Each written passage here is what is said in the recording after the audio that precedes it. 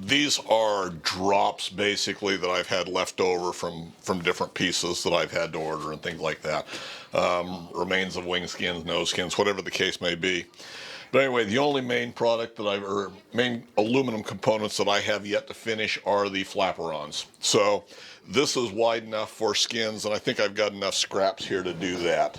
I don't have enough 25 thousandths for flaperon spars, but had I done these right the first time, I would have. But anyway, I'll deal with that at the beginning of the week. This is just material for skins. All I'm going to do for these right now is cut me 4 skins. We'll see if I get to the point where we're bending the flange on the edge of them and then folding them. But for right now, we're just doing this, and I'm doing it mainly just to play with camera settings. I still got this camera set on auto. We're going to see how well it focuses and everything, which I've seen it shift in and out of focus and lose focus. Plus, its lighting's not been consistent, so I've got to shift that stuff over to manual. But what I'm doing today is just playing with a different lens. This is actually the kit lens that came with this camera, and we're just going to play with it today. I haven't really shot any video with it. I've been using my higher end lens here, so we'll see what kind of a difference this makes. This gives us a little bit wider view. Anyway, that's just babbling. So we're just going to cut these down to length right now and see how our video footage looks. We've got 500 wide is what we want. These are about 510, and I'm going to leave them long and I'll trim them later. That's where I had problems with the other ones, was not quite enough width. Now, if I have to, we'll go back and build new ribs or make our rib forms a little bit smaller. It may have been part of the problem too. But anyway, we're going to cut these to length is all we're doing today. We want 2 of them at 1830. And I don't think we can get 2 1830s out of a sheet here. But there's our 1830 there. And let's do both edges, just because we can. Let's see how well our T-square lines up.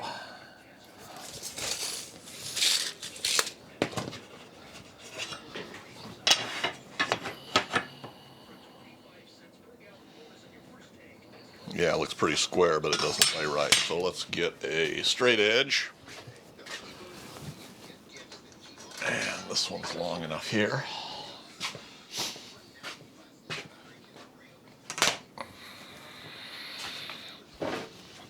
If you hadn't figured it out, we're just puttering today is all I'm doing. So let's take an Olfa knife.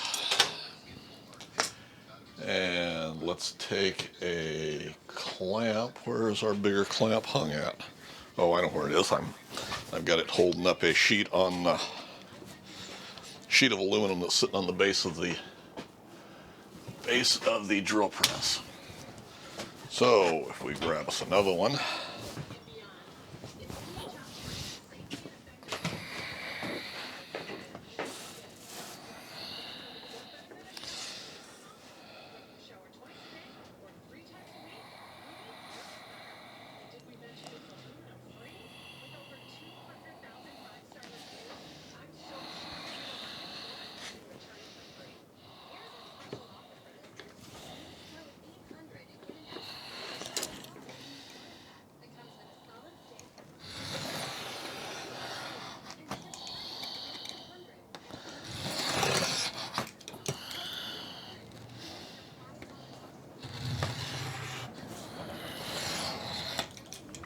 Windy day out there today.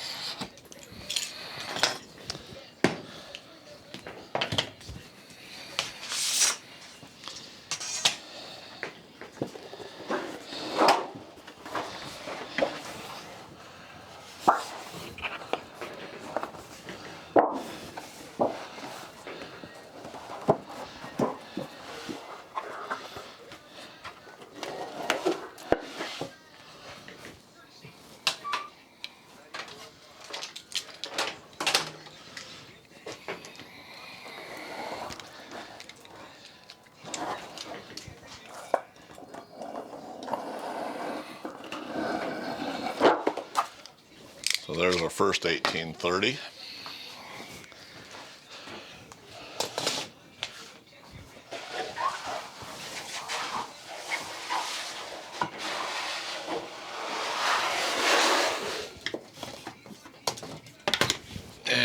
see what we've got left here.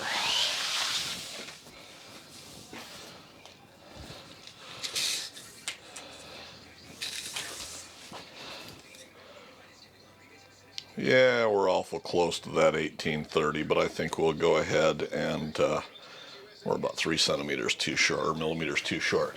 Let's go ahead and go to 1740.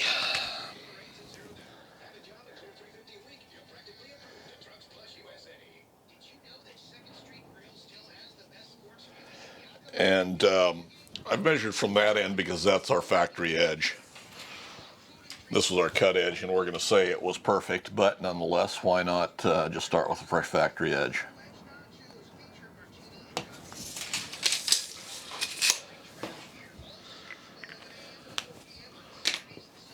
And this one's going to be a 1740. Except we're going to cut through there. There we go.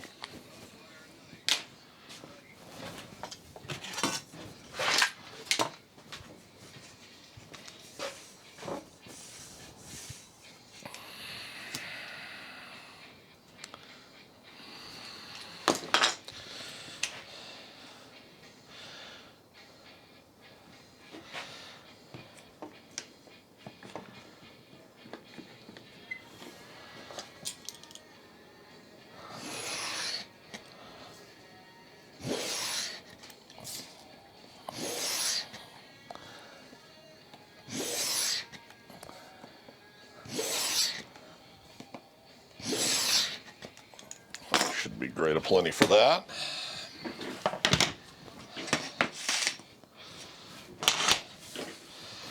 And of course the right way to do this,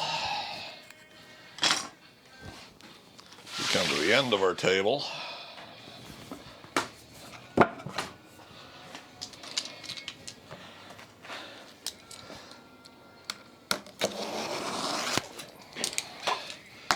And this is a 16th thou.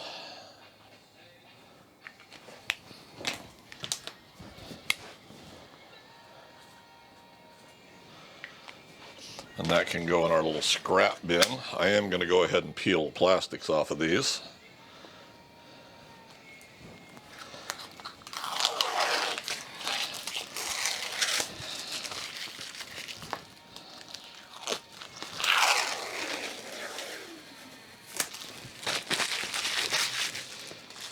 And this will go into our little scrap rack here.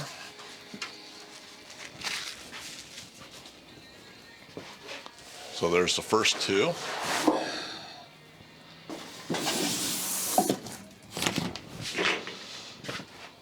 And I believe this one's going to be the other one.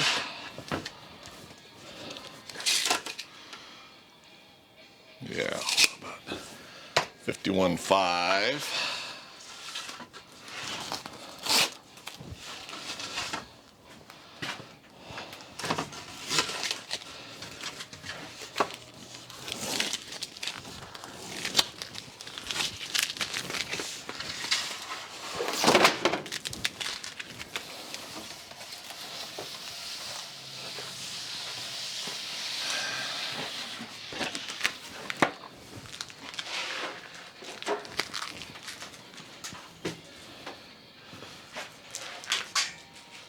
Factory edge hung out over the end. Let's go 1830, I believe. 1830.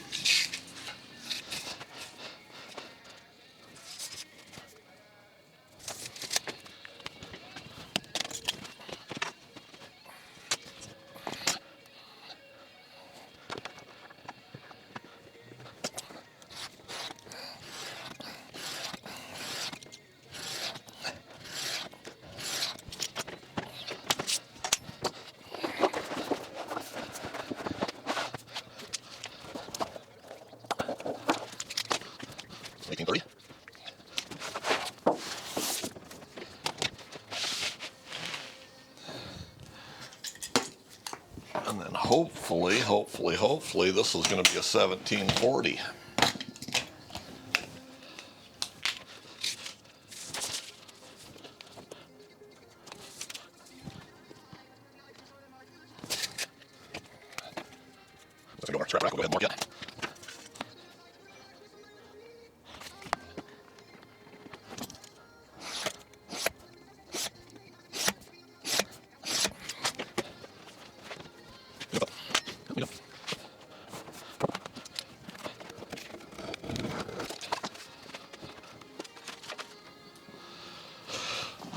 this is a 1740.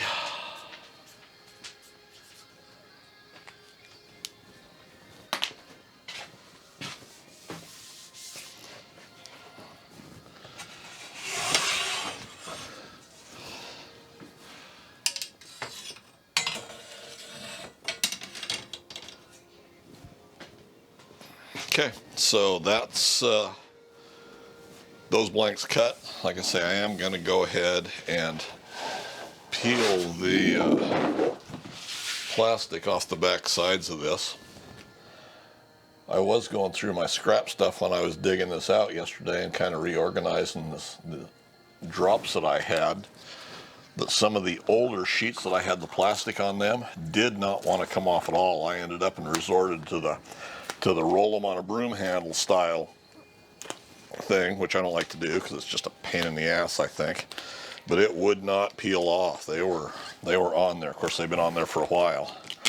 But normally we can peel them off just about like this and have it not be a real big issue. Yesterday it was kind of an issue. Normally I like to leave these on as long as I can, and these aren't going to be here very long, so I know that it's not really going to be an issue. But we'll just peel them off and get them out of the way because they are going to go onto the sheets fairly quickly, and I'm pretty confident that I can go ahead and do the forming that I need to do on them without really scratching up the surfaces. So I'm going to go ahead and get rid of this PVC coating.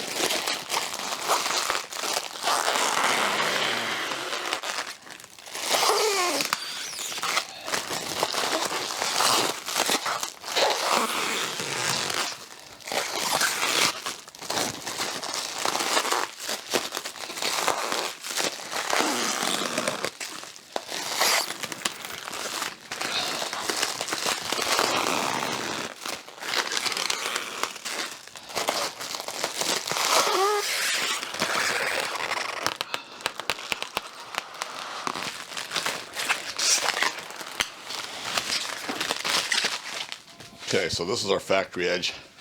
The first edge that gets bent on this will be the trailing edge of it, and it has a slight break. We'll go back and look at the plans before I actually start doing those. Then we'll have to form them over to form the curve on them. And since I've left extra material, well, we'll have to be sure and mark where our trailing edges are, and I'll show that when we get there. Anyway, I'm going to peel the rest of the coating off of these.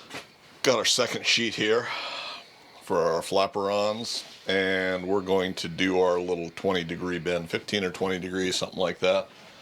They call for 15 degrees. So they say the setback on this should be 15 millimeters, but for my break we're going to go a little bit more than that. We're going to go just about to 20, and with that set up the way I lay it out, why it gives us just a little more, it gives us about 17 or 18 millimeters.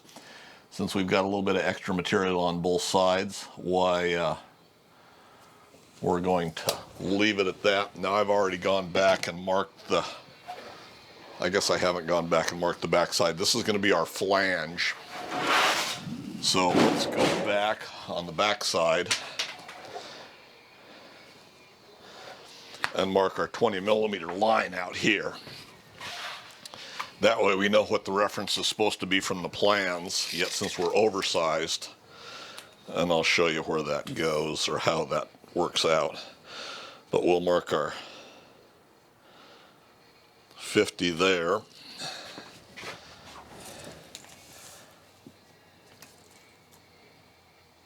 And our 50 there.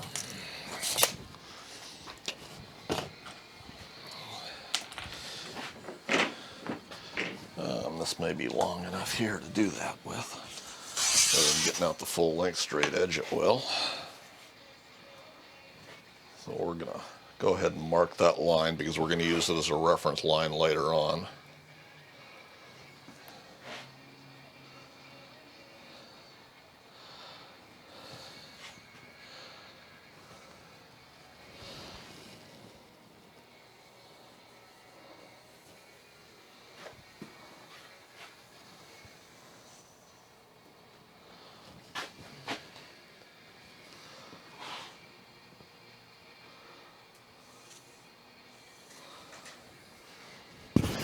Okay.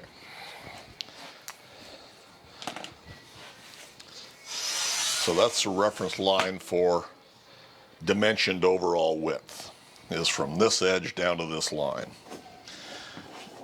And I wanted to do that before I put a bend on this side of it, just because it's that way I don't have to measure up over the end of it. So let's go over to the bending brake. And this just takes us a little fiddling around here to get this locked in place.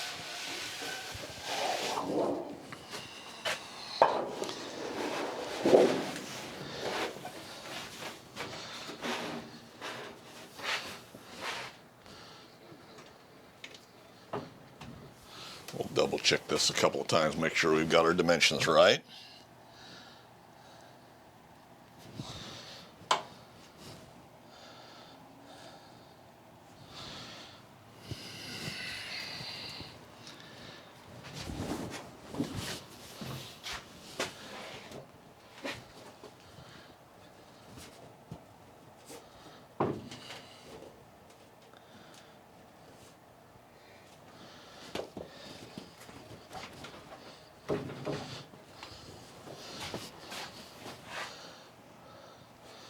Okay, and we're going to say that's where we want to be with it.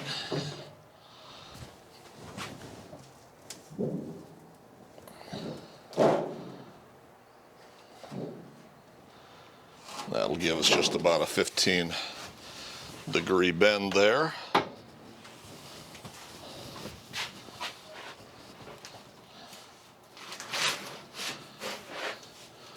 It's just about like that. Let's take her back over to the bench before I mess it up.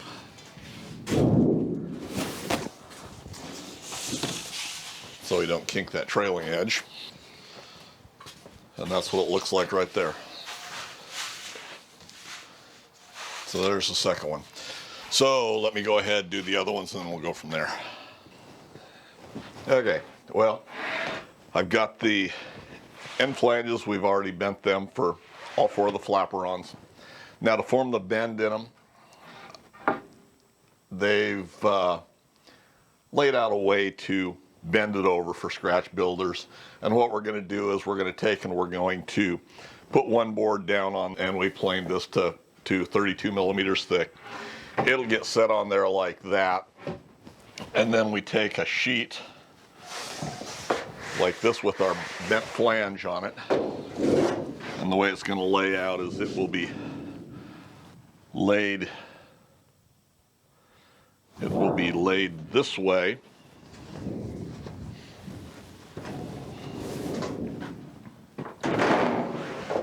Over this way. This is our 500 millimeter mark here. Take a piece of angle iron and put along my line where I want. I'm going to give just a little more room, but that's about where it's going to go. And I'll clamp that down across the end. And I'm doing it this way because I can clamp along my edge of the table. So I'm just going to clamp it down there in about 4 places. Then what you do is you take and you start rolling this piece back over, and you run this edge right up against the edge of your angle iron here to get your bend there.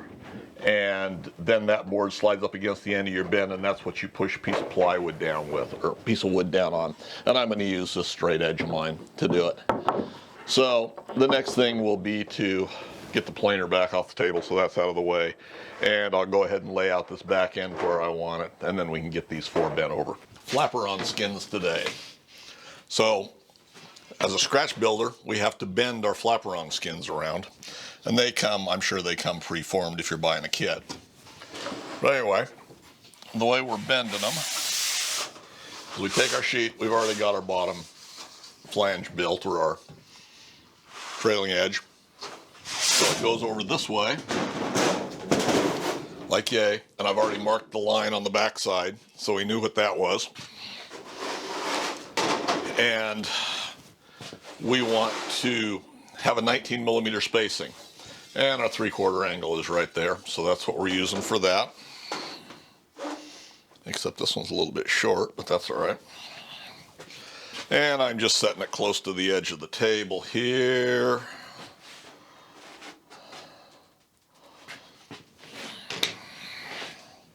And I'm lining the back edge up with my Sharpie mark of our overall width there.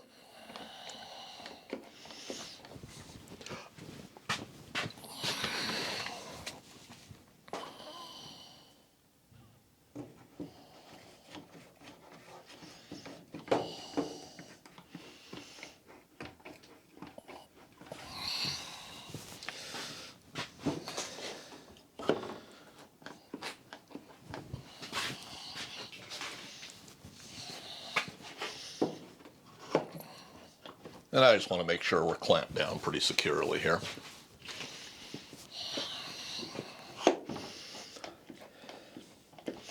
And then the 2x4 that I showed, I think I showed it already being planed down.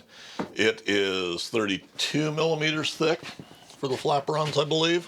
Yep, 32 millimeters. And then I'm using this straight edge as my piece of plywood to push down. So the way I'm laying it out is I just use this piece as a support, since I'm doing this by myself. Do one of these here, and we just start bending it over.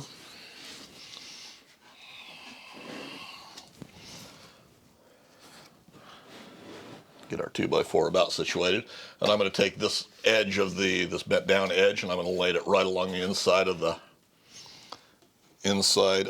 the angle iron.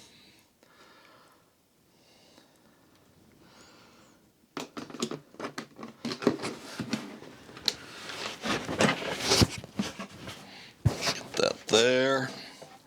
Get our 2x4 so it's just the outside of where it's going to be bent there.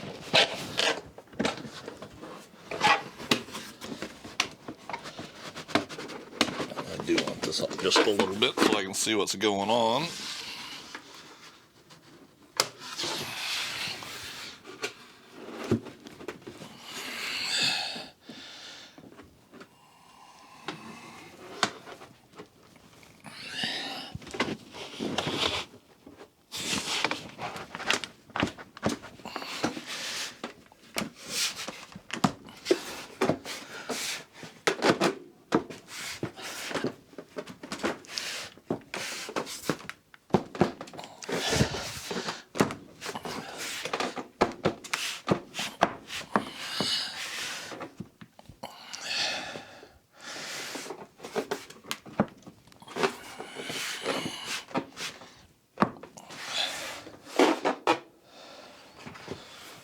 If we lift that up,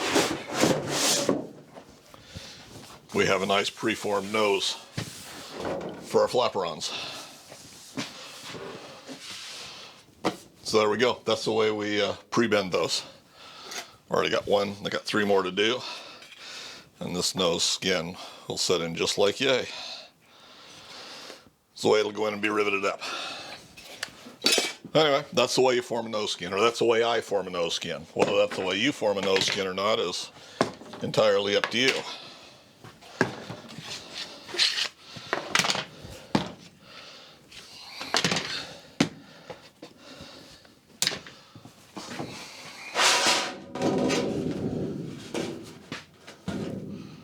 Nice curved up nose. No fuss, no muss.